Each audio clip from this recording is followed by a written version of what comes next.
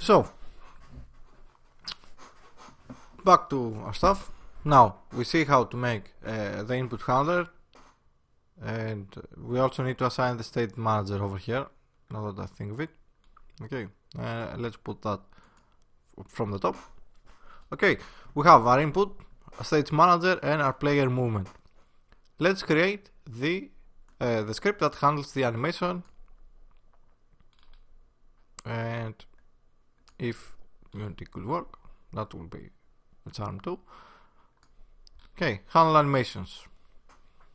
Let's see it in the inspect. Handle animations. Handle animations. Okay. We need to know the animator, of course, state manager, and the look direction. We assign the state manager, and the setup animator is whatever we are doing always on the scripts. Okay, we get all the animators in the children. We get the first one, and if that avatar is not the same as the animator's avatar, or we assign over here, then we assign the avatar from that other animation, the animator, and we destroy that animator. Okay, that's all there is to it. Next, on fixed update, we need to check if we are reloading, if it updates the state manager if the animator says that we are reloading. It updates the animator if the state says we are aiming. Okay, sets the bool aim to whatever the state's aiming is. If the states cannot run, that means that we are aiming, basically. Now you could check if states are aiming over here, but anyway. And then we need to check, since when we're aiming, we're always looking towards the direction of the camera. That means when I'm hitting to move forward, that means it's going to play the forward animation. So we update the forward value with states vertical, and we apply a dump time. Okay, and as for the sideways, we simply pass the horizontal with a dump time. Now, if we are not aiming, since things change a little bit over there, we need to see if there is movement. How we see if there is movement?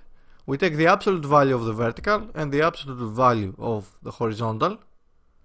Okay, and that is because wherever we are moving, even if we are moving left, right, up, down, whatever direction that is, we're also going to play the same animation.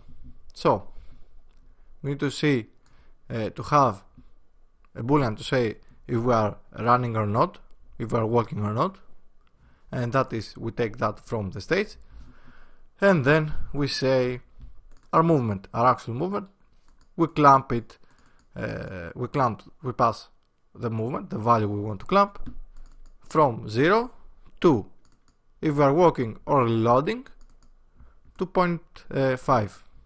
Else, if we are not walking and we are not reloading, then we cannot actually run, so else is 1, and we pass that to the animator. Okay, simple as that.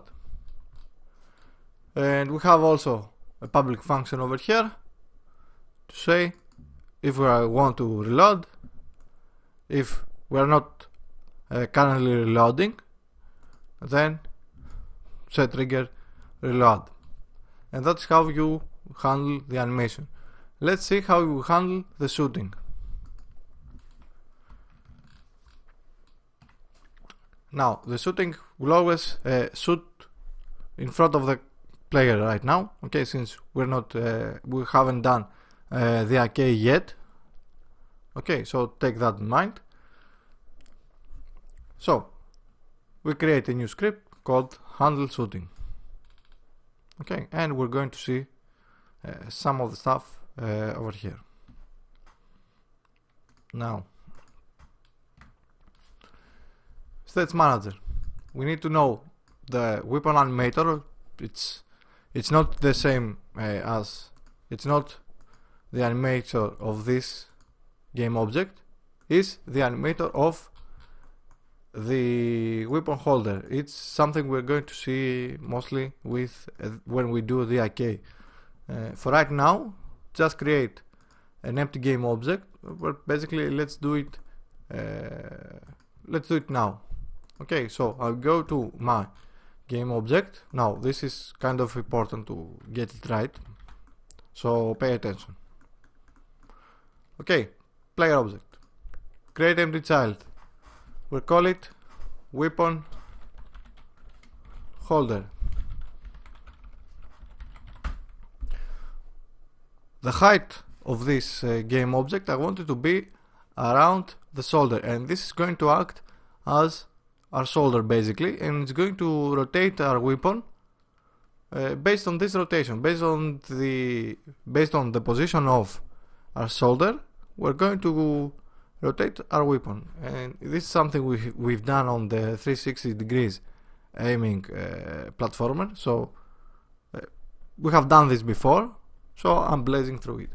Now, since I do not want to have the exact same position as my shoulder, I'm going to add another empty game object, which is, it doesn't matter the position, it only needs to be a child of the weapon holder. Okay, now if I want to offset the position from the shoulder, I'm going to move this stuff over here. Let's bring that back. Now, as I was saying, inside the offset, I'm going to create empty game objects, and I'm going to name that every weapon I have. So he has a modern AK, so I'm going to name it AKM. And as you can see into our other character, all these three have the same position because it works having the same positions. Okay, it doesn't matter, but for that character, since I know beforehand most of the values, I didn't have to offset the position. In any case, you might have to. You can change the right hand target. You will see later on the IK video, basically. So let's go back. Okay, we have our IKM game object, and now over here, create an empty game child. I want to have a transform that is the right hand IK target.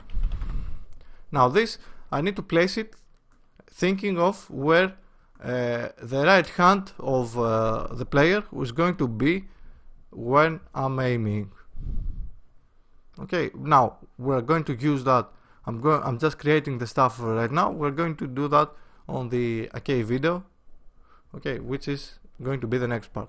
And also over here I'm going to have an empty transform that I'm going to name as look target, and you will see I'm placing it kinda forward, kinda like that. Okay, and you will see later why all this stuff are doing, why we do that, all this stuff. So back to handle shooting. State manager. The weapon animator, yeah, forgot to say. The weapon animator is actually this game object, and this game object is going to have an animator, and we're going to see later the actual animations for this. We're going to create them from scratch. Okay, so on your player object where it says weapon animator, now remember, it doesn't say, it's not the animator for the model, it's the animator for the IK positions. Okay, fire rate is the fire rate, a timer where we're using to know when we're firing. Bullet point is where we we basically need to go over here inside our weapon. We need to create an empty game object. We're going to call this bullet spawn point. Now, what's important to this is that the forward vector, okay, the local forward vector, to be facing the same direction as the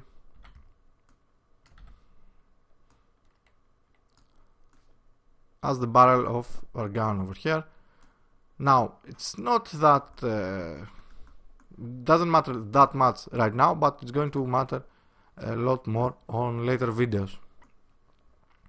Okay, and as I was saying, the bullet spawn point, let's assign it. As you might have guessed, these are a lot of stuff. Okay, now smoke particle is a smoke particle that we instantiate when we are hitting something. So it's just a prefab, it's just a particle. Okay, let's okay, it's just that, so whatever. Okay, I'm not even assigning it over here, I'm just assigning it directly to the handle shooting. It doesn't need to be inside level. Now, muzzle is an array of whenever we shoot, we're going to play some particles. Okay, this is my muzzle, which is not the best kind, but it's just something I quickly made in Photoshop.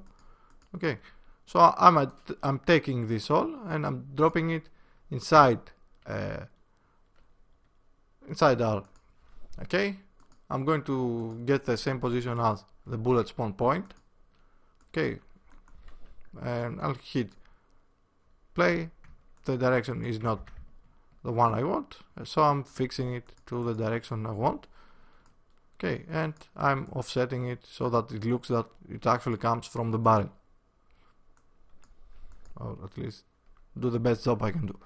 Now, I can also do, since this is an AK for whatever reason, if I want to have more particles, it doesn't matter where I place them. Okay, and I can assign all of them, then all of them would play, but I'm not going to do that, so I'm going to delete that. So player object, I need to drop each one over here, and I'm actually going to do that because I'm kind of tired right now, to be honest. So I'm going to take the time. So we have our muzzle. Casing prefab is basically just some polishing over here. It's just the, you know, the bullet, the empty shell of the bullet. Okay, doesn't matter. This is way for too much polishing. Okay, so I'm assigning the prefab. The case spawn is an empty game object where an empty game object inside our rifle over here where the casings are going to fall from. Okay, and I think something like that, somewhere over here. Now, of course, you can also add, and we will probably, now I'm not going to make it on the video, but I will probably create animation for the gun itself, so when we're firing the slider goes back and all this cool stuff. Okay, let's call that casing spawn point. Okay, and I'm assigning it over here, and the current bullets is how many bullets the magazine has. Now you can take the weapon manager from the previous video, from the previous series, and assign it over here. Okay, I'm not going to do that since it's not going to be too much of a difference from the other weapon manager. So we have over here casing prefab, the case spawn, our muzzle array, small particles, and all the other stuff we said, and our current bullets. On start, we need to assign the state manager. Okay, we need to know if we are shooting, if we can shoot, and if we have an empty gun, so that we know what animation to play. Okay, and then on update, if the states says that we shoot, then the variable shoot over here will also be true. So if we are going to shoot, we have our fire rate. Okay, so that if the player is holding down the button, it's not shooting all at the same frame. So if the timer is lower or equals to 0, since this is the first frame it's going to run, the timer will be 0, so it shoots on the first frame that the player is actually shooting. Okay, so there is no delay at that. You might want to have delay. It all depends to you. Then we say it on the weapon animator, we set the bullet to shoot to true. Now let's see the weapon animator, so maybe it's going to help you understand better. So on my MP5 over here, if I click the animator, it has a simple idle state, which is which moves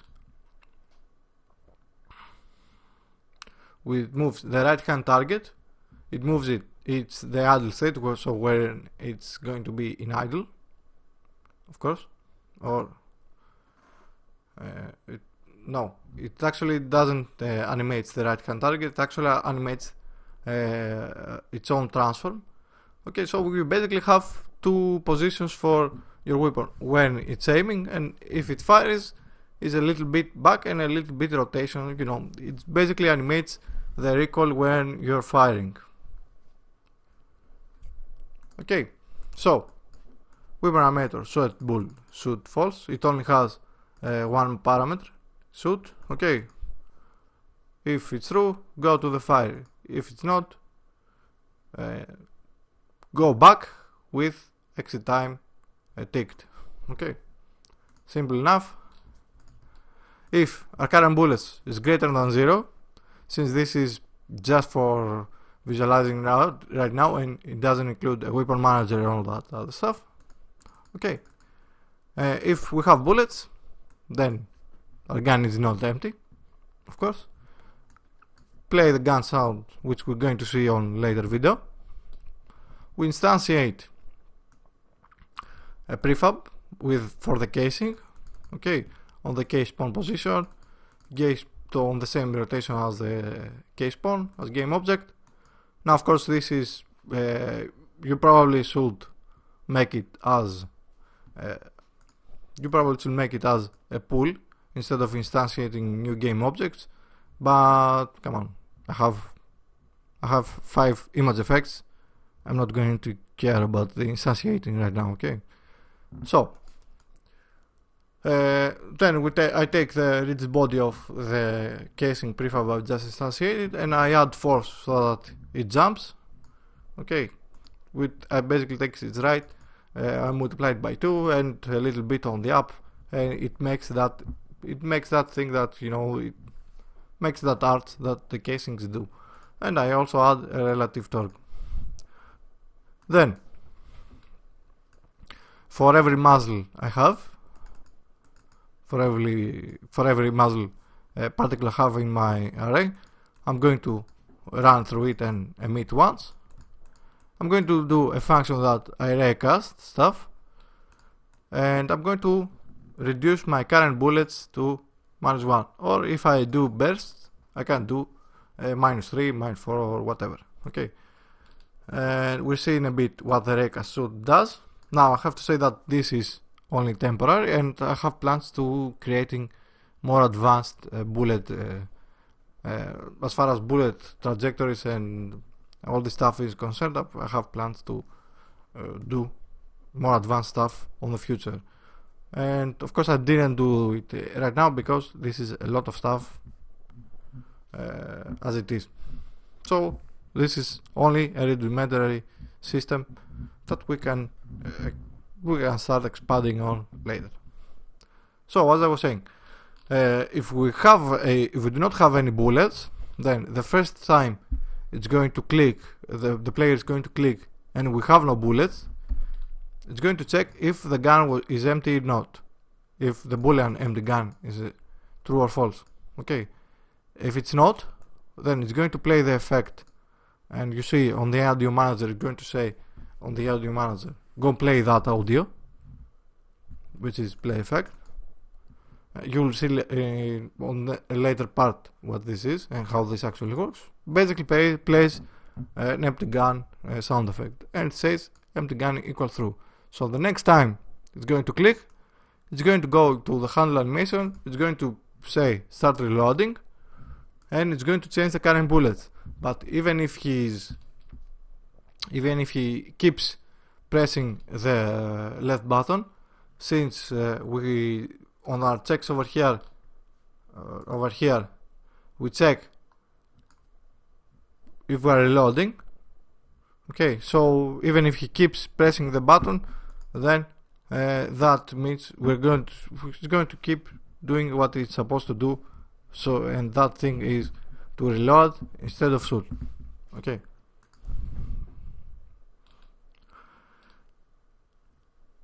So this all happens in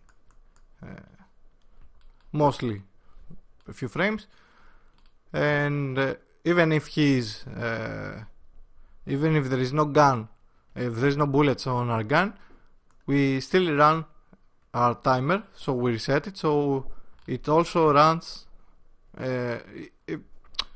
So basically it makes it feel more tight, because it doesn't do things right when the player is shooting. So we reset the timer to our fire rate, so next time when the timer is not lower or higher or equals than 0, we simply subtract from the timer based on type.delta time, and we say weapon animation set bool shoot to true. Okay, so it fires, it plays the animation, and it removes the thing from the timer, since the weapon first you shoot and then you have the recoil. Okay, so the bullet is not affected by it's not that much affected by the recoil of the gun. If we're not shooting, timer equals -1, okay, lower than 0, and then just in case our weapon animator boolean state to true, then we just simply change it to false. And Reka shoot, the Reka shoot, how we right now, okay, this is temporary, how we see if we are hitting, we find the direction between where the hit position is, so where the raycast from the camera is falling, that is, okay, minus the bullet spawn point of our gun. And so basically, if I look that way, if my camera is somewhere like this or somewhere like this, okay, and my camera can see over there, and that might have been the middle of my camera, and if I click hit, then it's going to do a raycast, but it's going to find a wall over there. Okay, so the bullet is not going to fall where the camera is looking, it's going to fall on whatever it is between the barrel of our gun and where the camera is looking. Okay, so that's why we need to find the direction of where the between where we're looking and where the camera is, and where the bullet spawn point is, where the barrel of the gun is. Now you could have take the forward of the bullet spawn point and just shoot something straight out of head, but since I'm planning to expand on the shooting mechanics, right now it works as a charm. So we do a raycast from the bullet. The origin is, of course, the bullet spawn point, the direction we just found, our hit for. Now you can add here the length of how much the gun is shooting, the distance the gun can shoot, but since there is no bullet drop off at this point, there's not really any point.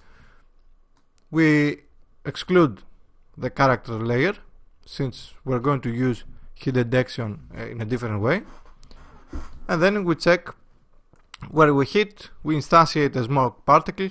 Okay, hit point and quaternion.identity for now. We store it as a game object, and we change that game object to look at our player position, or with the bullet spawn point, basically where the bullet came from. Okay, and now over here, since we have some targets, I check if we have hit, if the collider we hit has the shooting range target, then we need to get a component. We basically take the component and use okay, these targets have a collider, and inside them have a ridge body, post collider, the shooting range, and I've assigned the animator from the top game object, and we have a script that goes and says, that's basically only this public function that says set boolean down to true, and it drops the targets, and that covers how we shoot for now. Okay, how we handle our shooting. Now I'm going to take a little break, and next time we're going to use to see the IK targeting.